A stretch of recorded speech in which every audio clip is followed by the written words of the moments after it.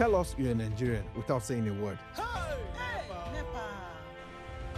Energy security is one of the most pressing issues for many developing countries like Nigeria. And if there's going to be any meaningful progress, addressing our energy issues is non-negotiable. I need to see light for my house. Make them do something. Band A is expensive. I literally have to turn off all my appliances just to reduce costs. We need light. Introducing the Energy Outlook, your go-to show for everything energy. Every week, we'll bring you the latest insights, innovation, and in-depth analysis of Nigeria's energy sector. From policy discussions to regulatory insights, we'll analyze the key decisions influencing growth and sustainability in the energy sector. We'll bring you the human stories behind the headlines, giving you a personal perspective on the broader energy challenges. Join me every Friday at 6 p.m. for the Energy Outlook, your guide to the future of energy, where energy means business.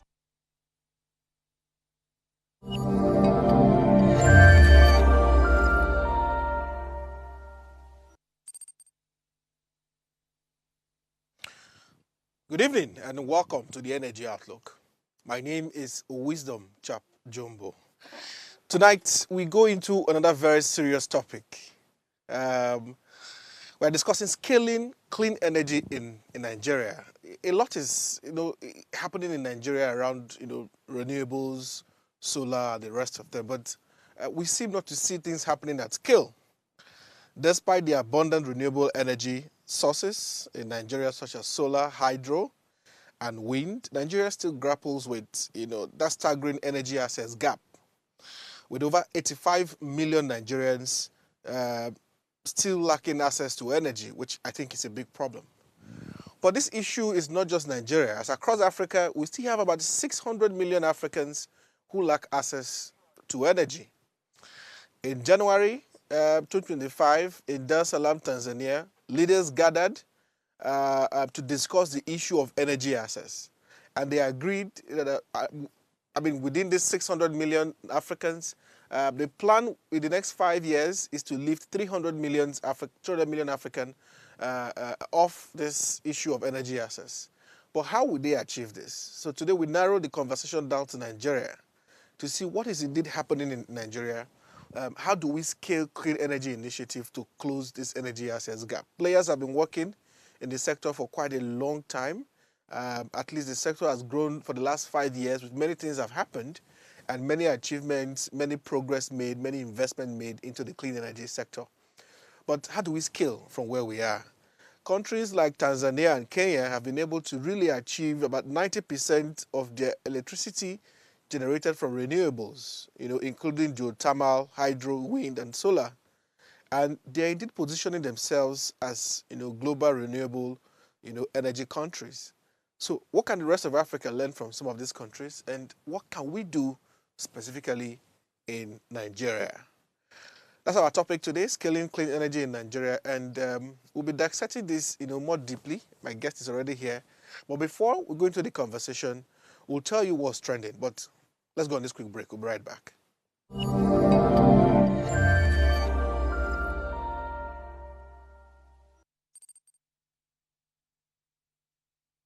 Fantastic. Welcome to the show. Thank you for staying with us. This is the Energy Outlook. What's trending?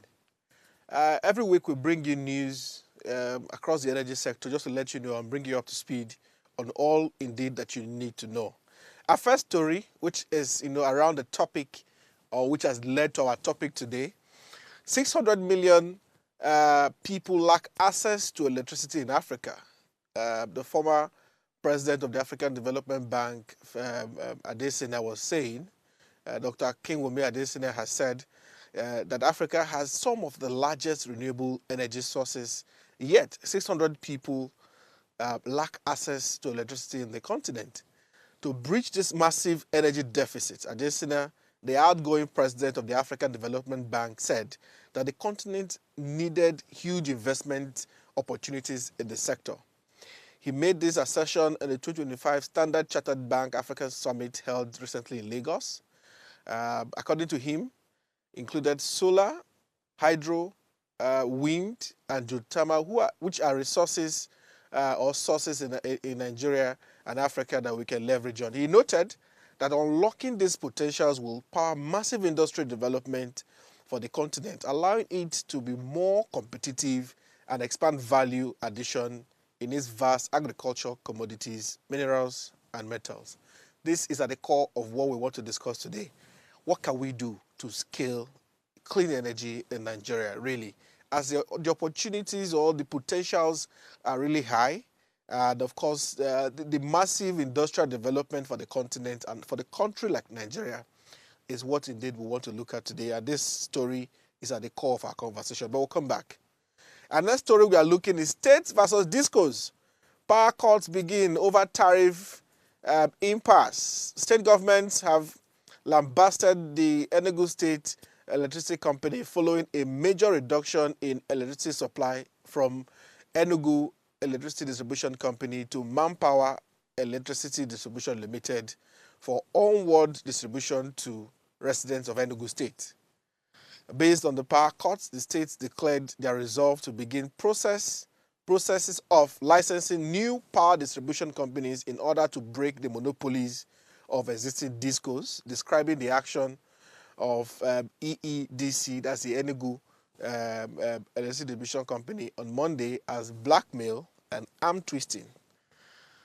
Still on this same story, we also know that the Forum of Commissioners have been speaking and have declared that states would not succumb to blackmail, especially as Enugu Distribution Company reduces power supply to Enugu State due to a tariff cut.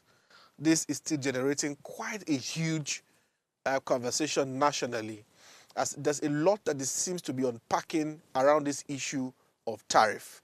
If you missed our episode last week, you should do well to go catch the episode on our YouTube channel at Official Upgrade TV, as we try to analyze Enugu State decision on what they've done around tariff. And we are hoping to get some of the members of the Forum of State Commissioners to come speak to us. We're hoping we'll get one this week, but our invitation is still open to them to come speak to us about some of these issues that we're seeing unfolding. Our next story, FG should have sold refineries to Dangote. The foremost economist and chief executive officer of Financial Derivative Company, Mr. Bismarck Rwani, has said that the federal government should have sold the government-owned refineries to Dangote Industries Limited. He said Nigeria would have saved billions of dollars spent on turnaround maintenance if the government has privatized the refineries. Mr. Rwani, however, warned that Nigeria should not waste money in rehabilitating or renovating airports. He spoke in Lagos while delivering a keynote speech at the 29th annual conference of the League of Airports and Aviation Correspondents with the team Financing Aviation in Nigeria, Risks, Opportunities and Prospects. The conversation of our refineries is still on. And just recently we know that the GCU of NNPCL has said that the Port Harcourt refinery is not up for sale. That's what he said. He said the company will be working to revive it, but we'll spend so much money on trying to revive our refineries. Is government still capable of running these refineries? It's the big question maybe we need to ask straight and look in the eyes of NNPCL and the federal government to ask them, are you still capable of running these refineries? Our next story, President Tinubu appoints former local government chairman as CEO of NEC. Just this week, we got the announcement that President Bola Tinubu has appointed Abdullahi Garba Ramat as the chairman and chief executive officer of the Nigerian Electricity Regulatory Commission, NEC. In a statement on Thursday, Bayo Ononuga, the special advisor to the president on information and strategy, said Ramat, who served as the chairman of Ngongo local government area in Kano State from 2021 to 2024, will assume office in an acting capacity until he's confirmed by Senate. President Tinubu also appointed Abubakar Yusuf as Commissioner for Consumer Affairs and Fawad Olayinka as Commissioner of Finance and Management Services of NEC. This appointment take immediate effect, of course, pending the approval from the Nigerian Senate. Congratulations to the new chairman and the CEO of NEC.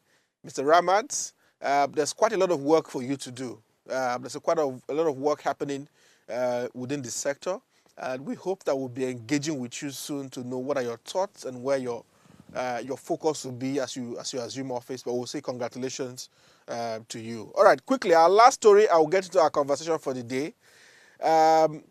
Spokesperson of the Petroleum Products and Retail Owners Association of Nigeria, who is the national publicity of the association, Mr. Joseph Obele, has disregarded the decision of the Nigerian National Petroleum Company Limited ruling out the sale of Port Harcourt Refinery.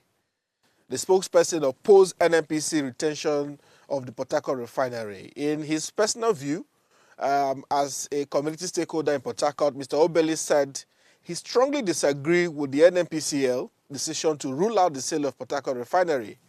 Mr. Obele, in a chat with correspondents, that the comment by the group CEO of NNPC, Mr. Bayo Ojulari, that the refinery would not be privatized was not good news to him, saying plans to keep Port Harcourt Refinery under NNPC management are concerning. Yes, some of us also agree with you. They are concerning, looking at how much we have put into trying to revive these refineries, and we seem not to have had a headway. Where have all these monies gone? I'm very curious. Where have all this money gone? And we still have not been able to see a functioning refinery for the country. We thank God for Dangote and some other private sector players who are really rising up to the occasion. We wonder what the cost of PMS would have been today. But anyways, that's all we have for you on the news and what's happening within the energy sector. We'll go on a quick break. And when we come back, we'll delve into our conversation for today. How do we scale clean energy in Nigeria? What are the challenges? Where should we focus on? Where should we get the money from? What have been happening really within the space? Join us shortly. We'll be right back.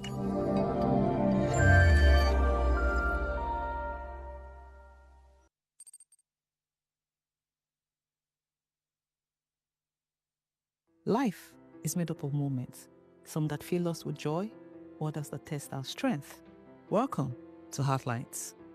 This is our space to explore the highs and lows of human connection, the love, the heartbreak, and resilience that shapes our life.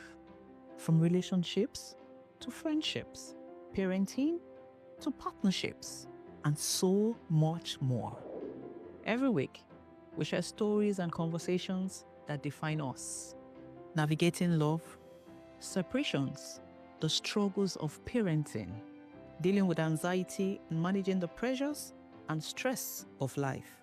Real conversations that bring us closer, helping us heal, grow, and connect. So join me Mondays through Fridays at 10 p.m. for Heartlines, the show where we connect hearts, have real conversations with real people, one story at a time.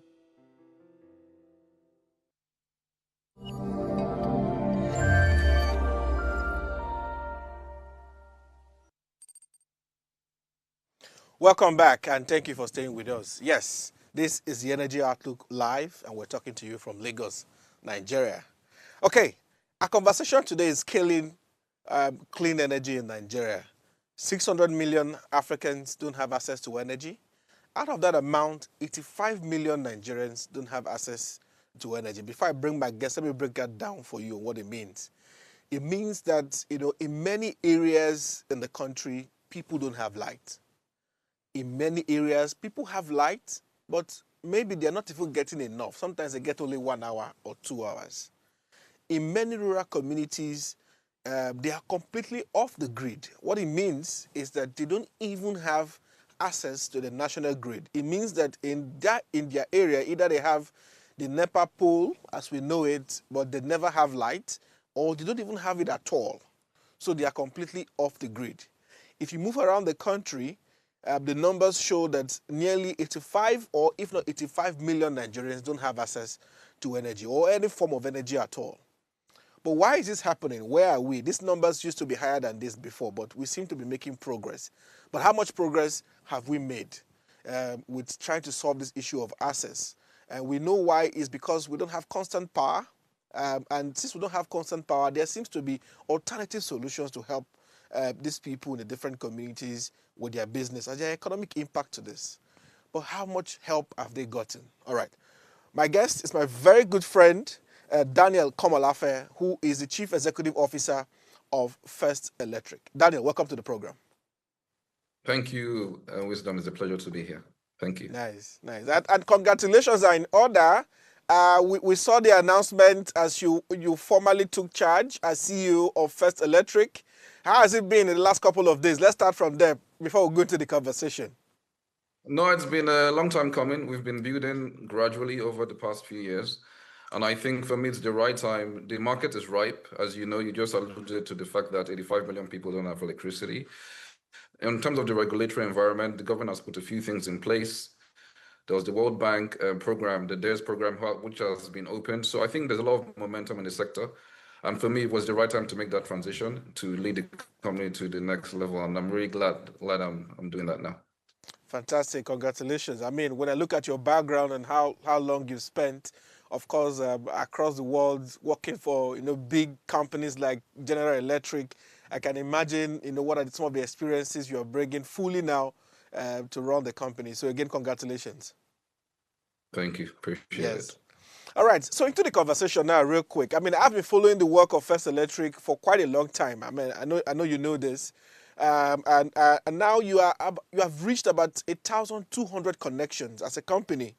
A major milestone, if you ask me. It means there seems to be growth within the company. But my first question to ask you is, tell us a little bit about this 1,200 connections.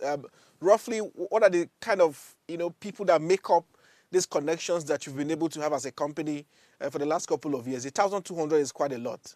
Talk to us about it. So let me start from First Electric and what we do. So we're a Nigerian-owned company on a mission to make solar available, accessible, and affordable in underserved and unserved communities. We focus a lot on the rural communities within Nigeria.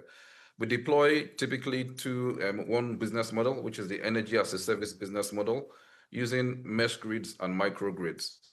So to your question, 1,200 connections is a great milestone, right? And about 200 of those connections are energy as a service connections in rural communities in Ondo State, right? And also in Abuja.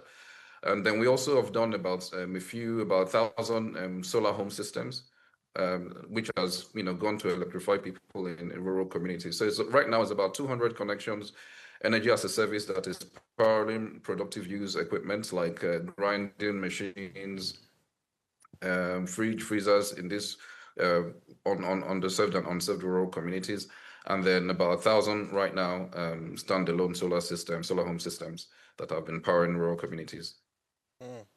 Amazing work. So now we come back to the issue of this 85 million Nigerians who don't have power. I've been in this space for the last 5 years actively. I know back then these numbers used to be more than this. But the numbers, it seems to have dropped, but have not dropped drastically as to where we want it to be. What is the issue with this access to energy? Where do we still have issues that we seem not to be solving so well enough? I mean, great question. The problem of power deficit or, energy poverty has been plaguing Nigeria for some time right now. But the government is definitely making some progress, 100%. I mean, if you see the power on the grid today, we're touching 5 gigawatts, so which is a great thing. But it's still something that there's a lot of work to be done. And I think it's a multifaceted approach, right? There's not a silver bullet that can solve the power problem in Nigeria. And that's why you have the likes of First Electric providing power in the rural communities. And then you have the likes of GE and also different IPPs also putting different kind of utility level solutions. But to be honest, I think, let me speak from a, mini grids, renewable energy standpoint. The problem is not so much the lack of technology, right? The problem is mostly a financing problem, right? And that's what we set out to do, because solar is great. Most people know that solar is great in Nigeria, but it's still out of reach for most citizens. I mean, with a standard 5 kVA solution being sold for 5 million naira thereabouts, how many Nigerians can afford it, right? So I think the affordability is actually one of the major challenges or major barriers to adoption. And that's primarily what First Electric is trying to solve by removing that financial barrier and allowing people, pay for what they use without having to buy and own and maintain a solar energy asset. And I think not just First Electric, there are many other companies that are, pushing in this same light, trying to unlock that industry. And there are some good companies and finance companies supporting us, the likes of InfraCredit, all on trying to enable developers like us to solve the problem for the industry. So I think we've started well. Where there's still a long way to go, but we're definitely on the right track. And I'm really optimistic of the solutions we're going to deploy in the next few years. Okay, so you said the issue is still around financing. So it means how do we get money? How do we get investment into the sector? Probably that will make this alternative solution more affordable to the last mile. I believe that's what you're saying.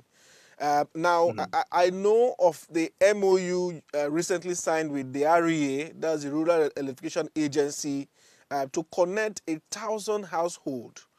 And First Electric was part of that MOU, part of the companies that signed that MOU with REA. Talk to us about that MOU and the part that First Electric is going to play as part of it. 1,000 household is a bold ambition, if you ask me. What are some of the impact we'll be seeing, from this MOU, especially from First Electric? Okay, great question. So this MOU was signed with REA. It was First Electric and a few other solar developers, so say Renuvia, Creeds Energy, and our technology partner, Okra Solar, because we're deploying an innovative technology called Mesh Grid, right? And it was signed on the 14th of March 2025. And the plan is to commit to electrifying 100,000. So just to correct you, it's not 1,000, it's 100,000. 100,000, okay. 100,000 connections, right? And First Electric plans to electrify out of the 100,000. We're planning to do 50,000 of that 100,000 within the next 24 to 36 months. So very, very ambitious targets, very, very ambitious targets. And the reason why we signed that MOU is to show our commitment to providing energy where it's needed the most in those rural communities that have been, long forgotten, that really need this electricity for life, for the hospitals, for the primary health centers there, for productive use, for education, right? To show our commitment to deploying 50,000 connections within the next 36 months is why we signed that MOU. And we've had very great support from my good friend Abba Aliyu, who's the MD of REA, and they've been supporting us. And there's so many other government agencies also helping us to make this a reality. So you're not just only focusing on household, if I get you correctly. Oh, no, absolutely. We're focusing on the whole spectrum of the kind of customers we find within those rural communities. So, for example, let me give you a prime example of a community we electrified a few months ago. So it's a community called Abababubu community in Ondo State. It's in Donre local government, very small community, about 200 households. No electricity, no internet, no mobile phone network, no nothing, right? This is majorly a cocoa producing community. We went there, we put in our mesh grid technology, and it needs remote monitoring because we need to see how, the power consumption and everything. And there's no mobile phone network. So we had to deploy like a VSAT satellite solution to give internet within the community for our equipment to communicate. In the space of 2 weeks, this community went from not having electricity to having 24-hour electricity, also 24-hour internet. Because what we did was we now opened up the internet to those in the community so that they could connect and browse. So the excess bandwidth that our equipment is not utilizing, we now open it up to the community for them to connect. So the transformational nature of electrification is understated, right?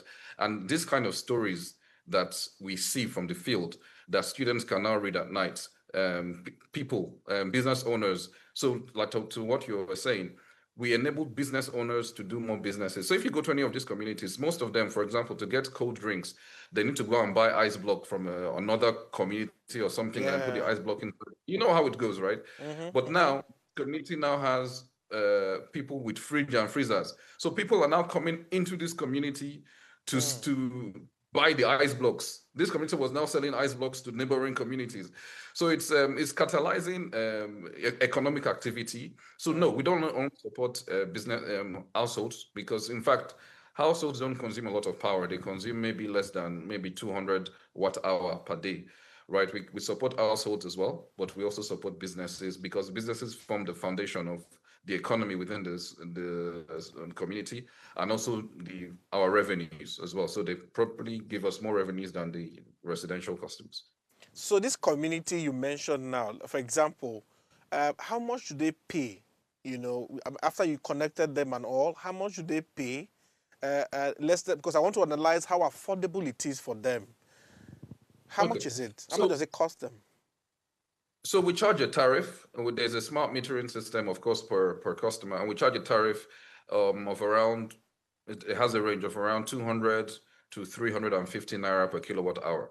So I mean, if you may say it sounds a bit similar to band A, right? It's expensive, but the reality is, what are you comparing it to?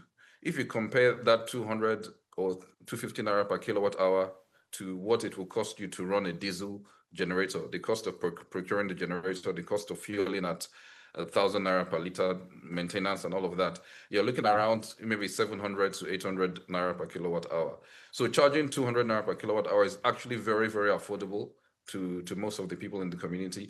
And that's the reason why we have a huge pipeline of communities that have signed up to say, please, we need your solution. Come and bring it to our own community, right? And now we're now looking for financing to be able to meet the demand, the pipeline we've created over the last few years. So to answer your question, we charge a tariff of around 200 to 350 naira per kilowatt hour, which we adjust based on economic conditions. When we started this energy as a service business about 3 years ago, we were charging 150 naira per kilowatt hour. But of course, as inflation occurs, we adjust the tariffs accordingly. Because at the end of the day, we need to ensure that the model is financially sustainable, so that we can return funds back to our lenders, so they can give us more money to expand. So it's a purely commercially sustainable business venture. You know, that question on affordability, you know, is really a big one. I know a couple of years back in the days when I was on radio, callers would call in and tell us, look, solar is expensive. Many of them have never even gone to price a solar panel before or any solar home system, but they conclude it is expensive.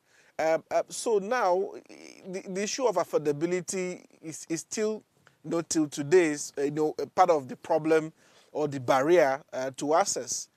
So my question to you now is, really, how many Nigerians can afford this, either to buy solar home system or really to connect in communities like this? How have you seen affordability for them? So I think the industry has improved quite significantly, Wisdom, to be frank with you. Like 5 years ago, solar was expensive. Only like really high net worth individuals could afford solar. And that was the reality. But nowadays, a lot of companies are doing programs to reduce that financial barrier to adoption. So, for example, if you earn minimum wage in Nigeria, right, 70,000 naira. Yeah, 70,000 naira minimum wage. Earning 70,000 naira afford solar? And the answer is yes, right? What do I mean by that? So there are solar solutions that are like a 200 watts solar solution that can power your light bulb, computer, and a small fan, right? And with a lease to own model, like a pay-go model, you can spread that payment over like a 2-year period. We offer it as First Electric, and we're not the only ones offering it. Several other companies, Safa, I don't want to mention too many names, offer the same kind of lease to own models. And your repayment each month will be around the range of 15 to 20,000 naira a month. So solar is definitely, if you key into those programs available, right, solar is affordable. But of course, that kind of small solution may not be able to power your fridge or freezer, right? So for productive use, I think the most affordable model for productive use still for today is still the energy as a service model, where you don't need to own the system. You allow the developer to own and maintain it, and then you just pay for what you need, right? It's a win-win situation for everybody. But if you still want to own it, then I think the lease to own model is affordable, but you cannot just turn on your AC. You can't say, okay, you earn 17 naira 70,000 naira minimum wage, and then you want your solar to power your AC and everything. I mean, I think that would be an unrealistic expectation, because solar is still expensive. But if you want to do something that is affordable, there are affordable options available to the masses. Because somebody listening to you now might be thinking, if I have a 2-bedroom flat, I have a TV, I have one AC unit and some lighting systems and one refrigerator, how much realistically will it cost me if I want to get solar? I mean, for what you just explained now, that situation can be like a 5 kilowatt inverter system. If you want to purchase that outrightly, on average, it could be in the round range of 5 million naira. It's expensive, right? But there are programs in place, Sunfire, right, or Sterling Bank, they can finance, and we also have those programs, and we can allow you to pay over a 3 year period. I mean, your monthly repayments would like maybe 250,000 a month for the entire period, and then it reduces the financial barrier. But once you've paid back, well, there's something to keep in mind. The upfront investment may be a little bit, financially, um, what's the word for the word? It may be a little bit difficult in the short term, but remember, when you pay that back over a 3 year period, for till the end of the life of that equipment, and if you buy good quality equipment from a company like First Electric, the equipment would last you maybe 5-10 years, right? You're saving money throughout, no more energy cost, right? So I think we have to look at the total cost of ownership of solar, and the mathematics is very clear. If you look at it from a total cost of ownership of solar, it makes so much sense and is actually very affordable from a long-term perspective. In the short term, yes, but energy as a service is also there to bridge that gap. But if you want to go to lease to own routes, it still makes sense if you look at it from a long-term perspective. Impressive. All right.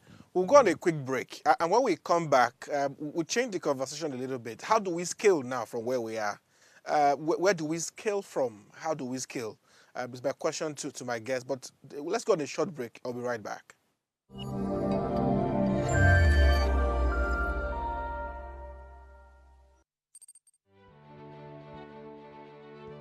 Nigeria, by extension Africa, battles a growing youthful population, and with little or no meaningful engagement, lives a ticking time bomb on our hands. We are a blessed continent with great wealth, both in people and material. Our focus on ways remains driving conversations that affects us all. Topics in the news, social concerns, politics, leadership, governance, empowerment, resource management, conflict management, finance, SME sustainability, technological innovation, food security, health, education, brain drain, our well-being, citizenship, and much more. Our goal is to continuously drive these conversations, keep them burning at the table to effect a positive change, both for our nation and continent. Ways, what are you saying, has a secret ingredient that completes the conversation every single episode, and that ingredient is you. Our past conversations shaped our yesterday. To shape our tomorrow, we must keep talking. So, I want to hear you. Be a part of our live conversations Mondays through Fridays. And let's all have our say.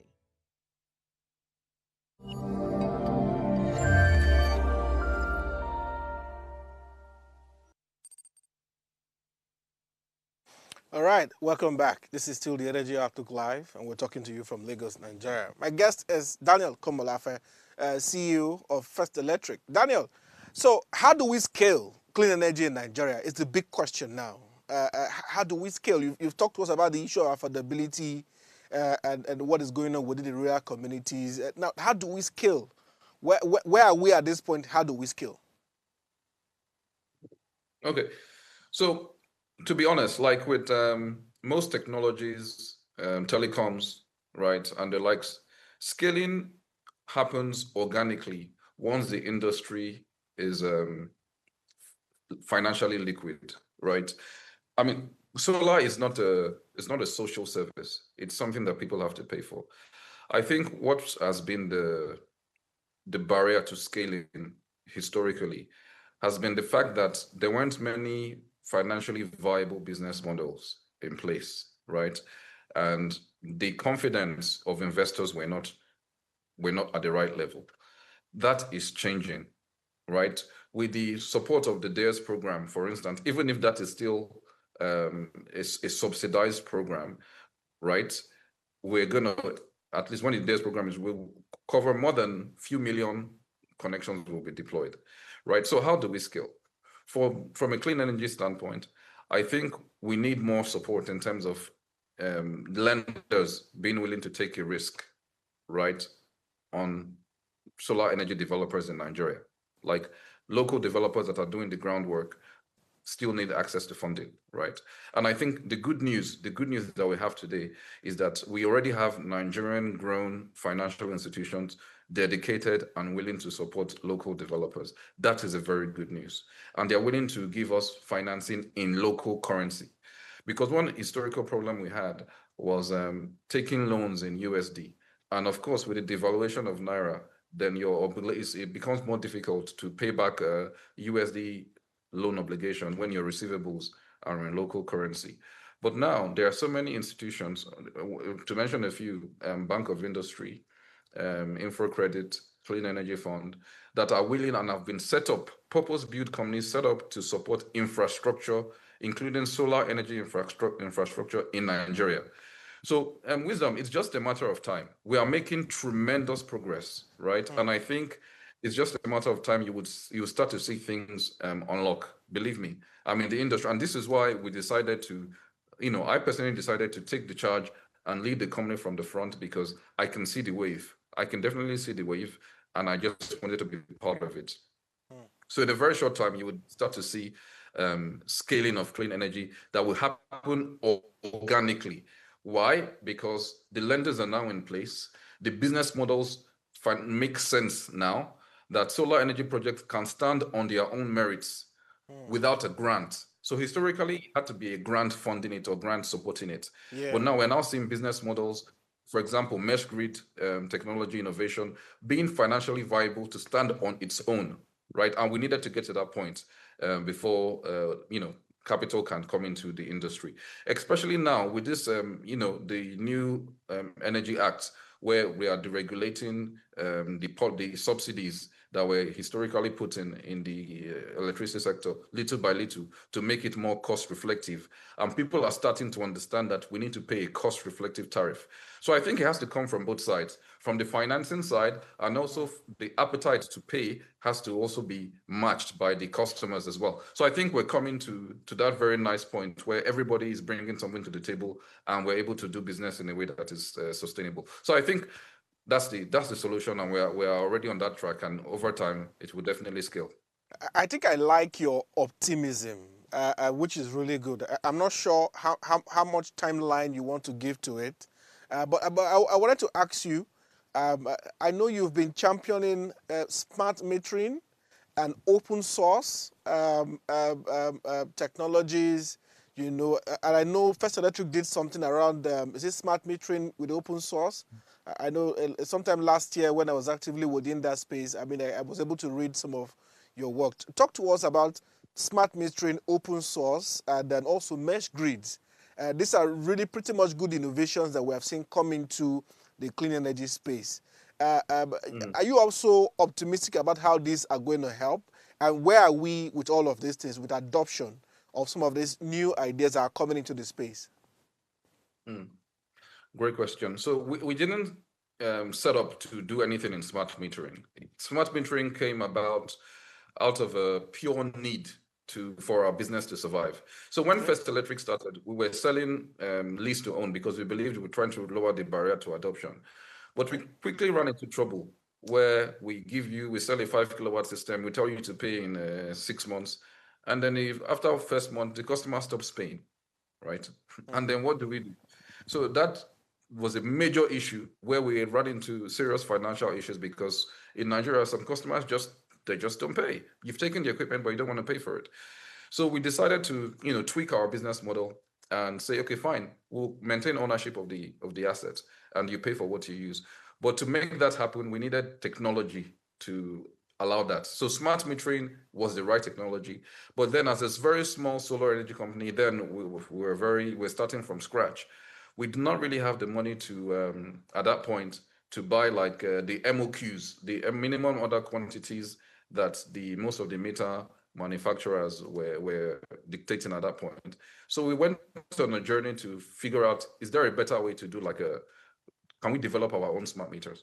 So luckily we got funding from N-Access to do like a research and development project where we did an open source smart metering system that we could use for ourselves, but also contributed that knowledge to the industry, where anybody that is enthusiastic and wants to develop a smart meter can go and pick that publicly available work that we did and implement to have a smart meter by themselves. So that was something that we really needed for our business model, and has transformed the way we operate now. We now do energy as a service using smart metering technology. Yeah. So that's the history behind that. So, but open source in itself, how is it going really? Do you see a lot of potential with open source? And if you do, how are we leveraging it in Nigeria? I seem not to hear so much of open source in Nigeria. Do you agree with me? Yes. So open source, the concept is great, and I think is highly commendable, and I encourage more people to do open source. Why? Because it enables innovation in the sector, right? Because you don't need to start from scratch. You can take an existing body of knowledge, an existing innovation, modify it to suit what you want, and then you can even monetize it on your own. So, but I think most people are not aware the amount of open source technology that exists today, right? I'm sure many people on your channel now will be saying, oh, there's an open source smart meter. They didn't know. So I think there needs to be like a creation of awareness about open source technologies that exist. And then I think we need enough intellectual capital to actually take the open source technology and then customize it and make it commercial for your own particular, because open source is not finished good. Okay, there's a level of effort you need to take or put into the open source technology to make it useful for yourself. So I think there's one thing, awareness is one problem, and secondly is the willingness to actually do the work in improving on already existing innovation. It's not so easy. You need a lot of a lot of smart people, a lot of people that are willing to burn the midnight candle to understand an existing technology and actually develop on it. A lot of I won't generalize, but people like easy life to take a finished good, right? They want to take a finished good, and open source is far from finished. It's just it's like bare bones, and you have to basically transform it and to give value to it. So I think that's probably the reason why open source has not taken off the way I think it should in Nigeria, is because it's one is awareness, and two, there's a lot of work that you still need to do to make that open source technology useful for your particular use case. So your smart metering innovation with open source, how many companies have you seen adopted it? To be honest, one company in Cameroon contacted us to give them some support on that. But we're currently we're working with AMDA, African Mini Grid Development Association, to come up with open source, more or less a ready to go open source program where most of the mini grid developers can actually just, take it and use it, right? So I think not a lot. Even to be honest, even we ourselves, we don't use that open source technology because we didn't have the financing to make it designed for manufacture. So it was still designed, it was at the prototyping stage, but we found a more commercially off the shelves solution that was cheaper, that we now did the modifications to be. So we don't actually use the open source that we developed, but it's out there for people to use. All right. Pay as you go, or pay go as you have it, is gaining a lot of attention also. How is that helping with adoption? Pay go. I don't know if you have any thoughts on that. Yeah, absolutely. So PayGo is critical. So under the DARES program, we're applying for two programs.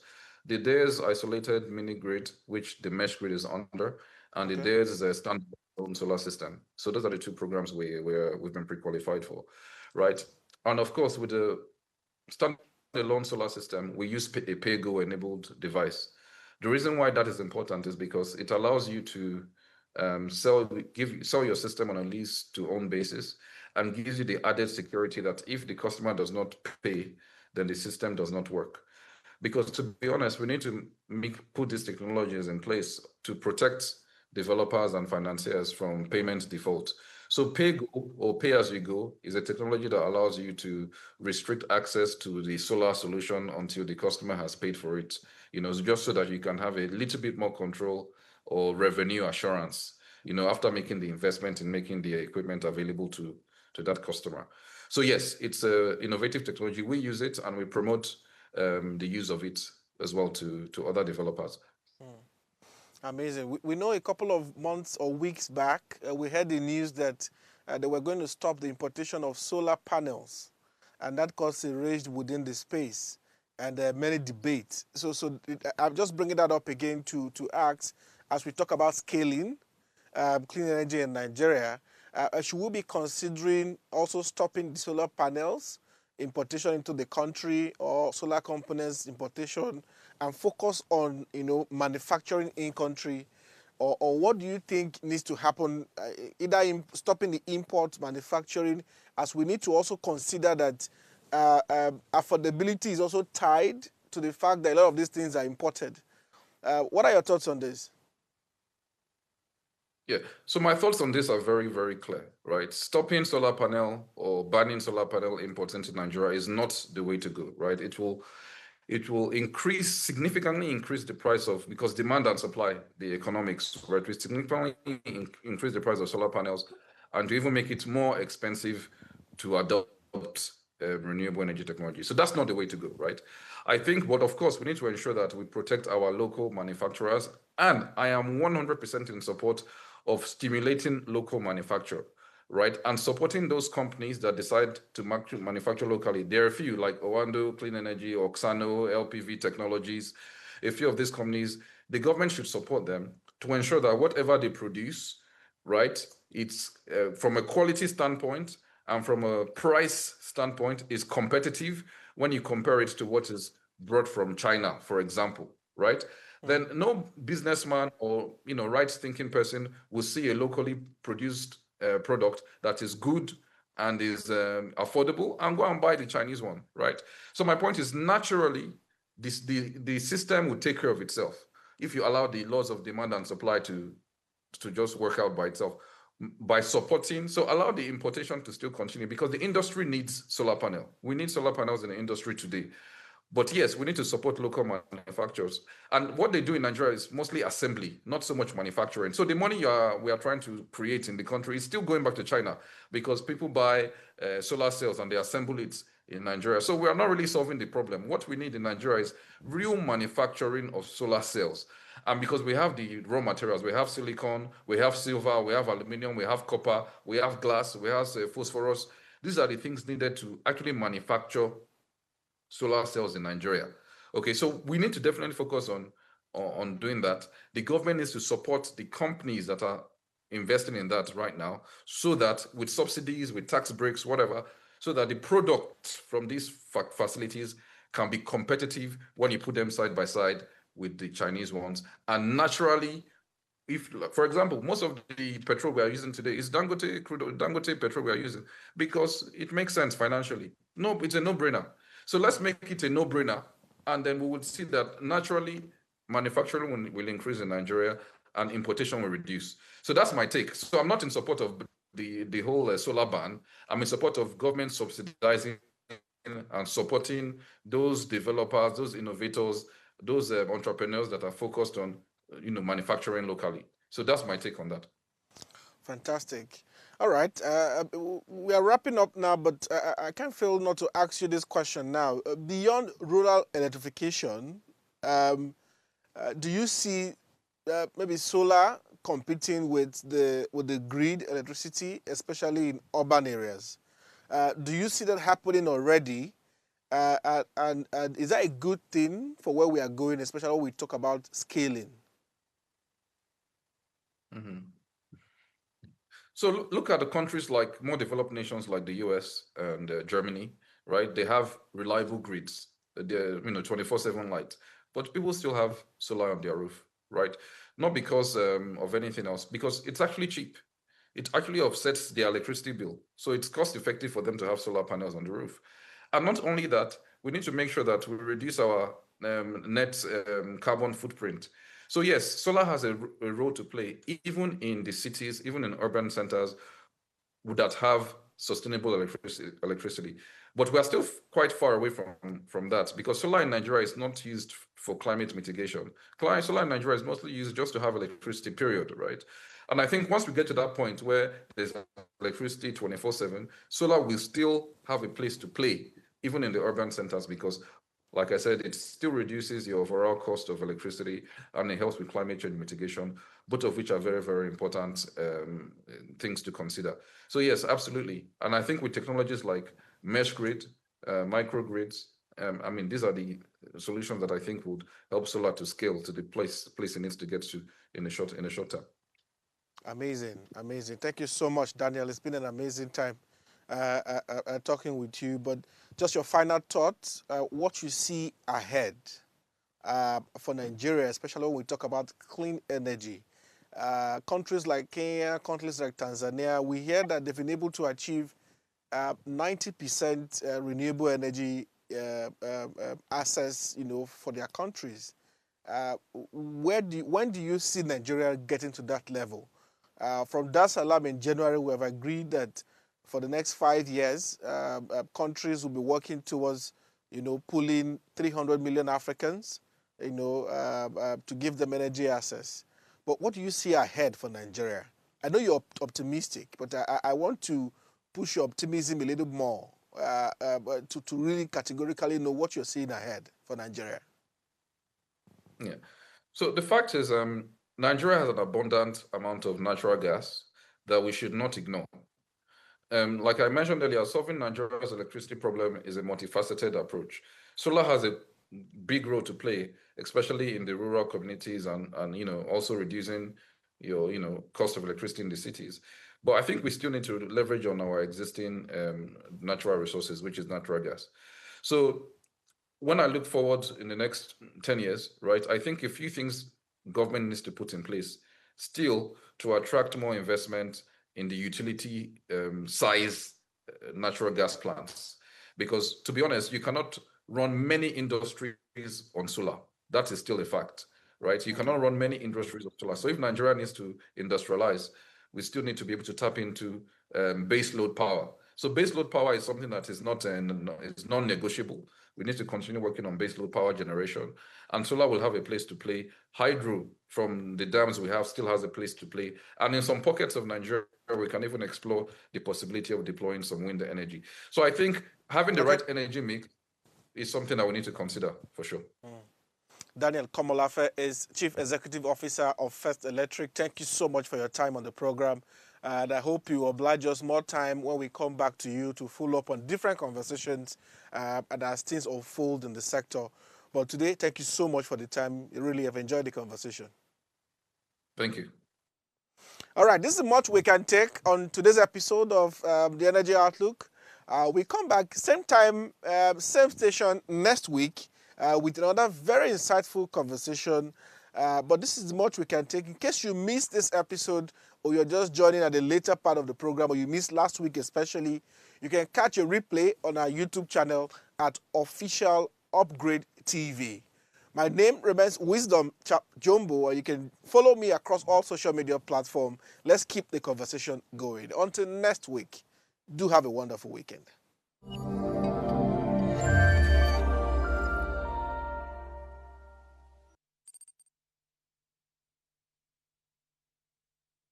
Tell us you're a Nigerian without saying a word. Energy security is one of the most pressing issues for many developing countries like Nigeria.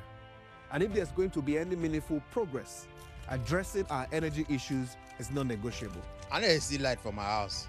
Make them do something. Band A is expensive. I literally have to turn off all my appliances just to reduce costs. We need light. Introducing the Energy Outlook, your go-to show for everything energy.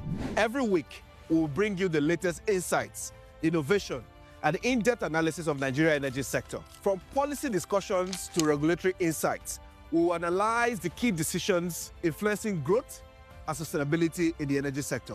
We'll bring you the human stories behind the headlines, giving you a personal perspective on the broader energy challenges.